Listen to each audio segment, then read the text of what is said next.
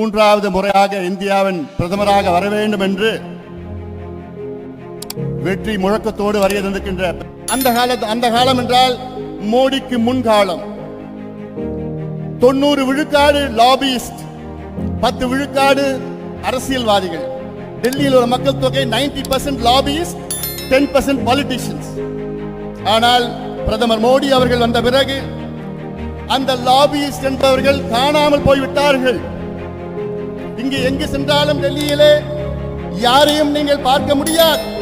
அங்கே விடுதியில, அங்கே ஹோட்டல், ஸ்டார் ஹோட்டலா அல்லது கிளப், எங்கேயுமே இந்த லாபி சென்றால் உயர் ரக தரகர்கள்,